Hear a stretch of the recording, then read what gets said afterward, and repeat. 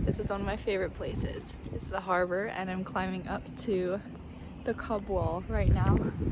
Monmouth Beach is over there. We used to do fires in the summer, bonfires. I've been to so many different women here. The first time I walked this was when I was 14. I'm 27, almost 28 now. Oh my gosh. It's half my lifetime.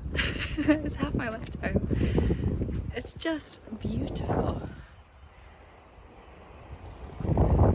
I have been so many different women here. England made me a woman, for sure. Being 16 when I moved here, and 23 when I went back to Mexico. Just the way the waves crash. The colors are impeccable. I'm thinking of every single decision I've made, every emotion I've felt, every person I've spoken to, every song I used to listen to, all the clothes I used to wear, the identities I've been, and the things I used to believe. They're all so different, and they're all what led to me being here right now. And the peace I think that we reach when we find a lightness with it all is exactly what we're all trying to attain without really knowing it. We're all pursuing something to be able to surrender, and I think surrender is what we all lack. And when we get there, we realize the freedom we've been missing out on.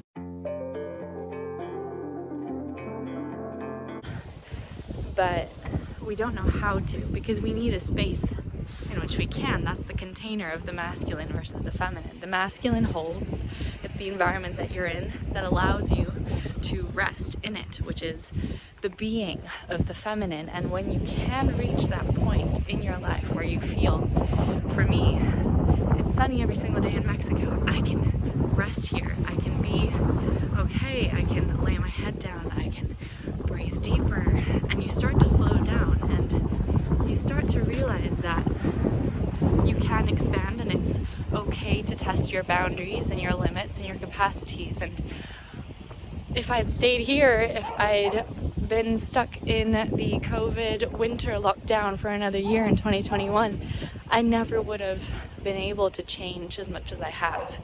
So it's all about meeting with nuance where you are to make the next best decision for yourself and for your environment. People will call this nervous system capacity, and as much as it's about being able to meet a circumstance, that looks different in every regard. I was speaking about resilience in the last video, and sure, resilience is being able to endure, but it's also being able to adapt.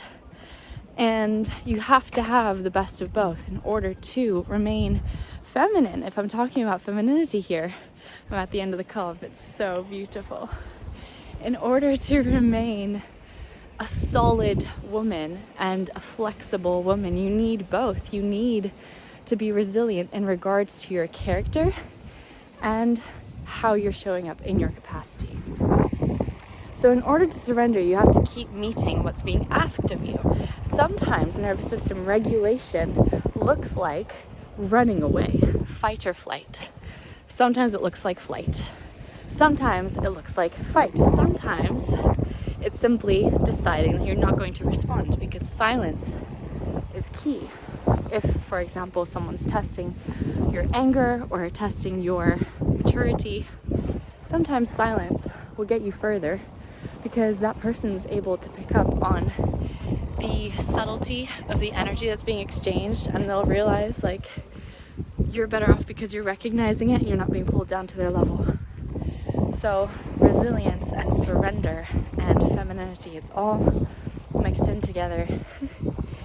And I was doing a coaching container. I was part of one about 2 years ago, where my coach was saying, well, you need to get to the point with your peace and your zenness that when you touch like a hot pot, it doesn't hurt you, or although it does, you hold your exclamation of pain, and you just breathe through it, and you're zen and you're peaceful.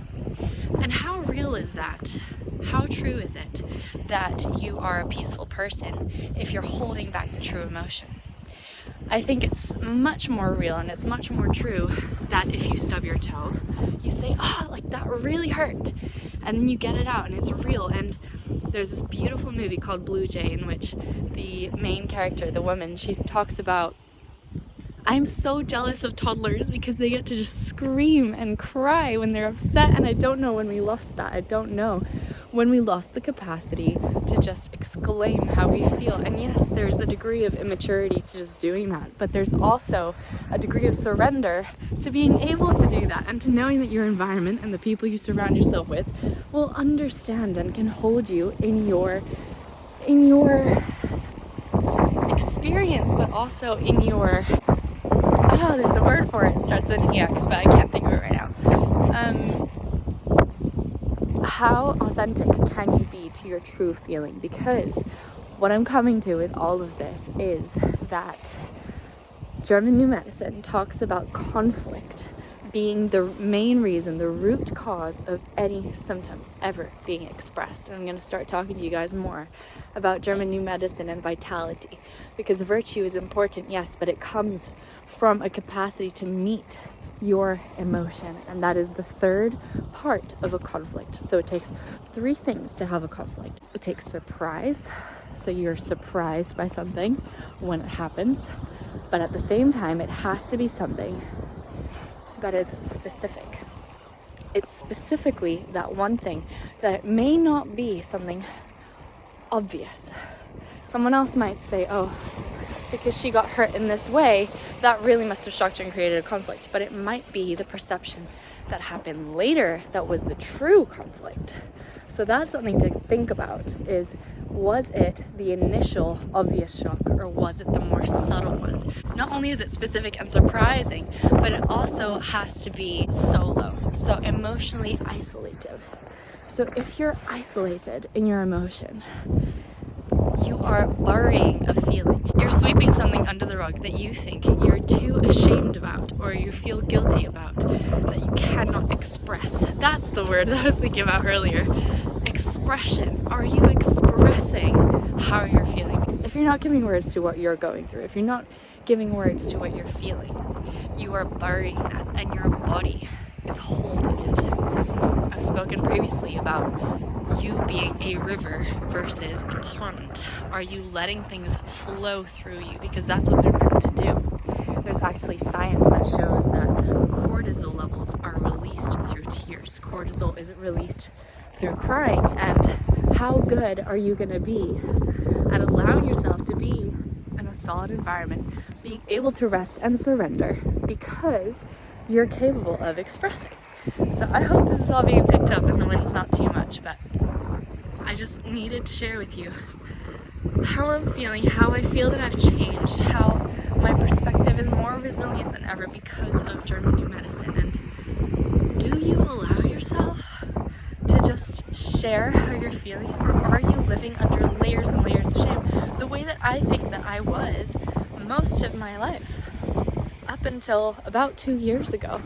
Only did I start to say, hey, this isn't right, this isn't okay. And until you're living with certain values that you have put in place for yourself, certain pillars that you would die for, and a hill that you would die on for your life, then what are you living for? If you have nothing you might die for, then you're not living well enough. And that is just the truth. It's never going to leave.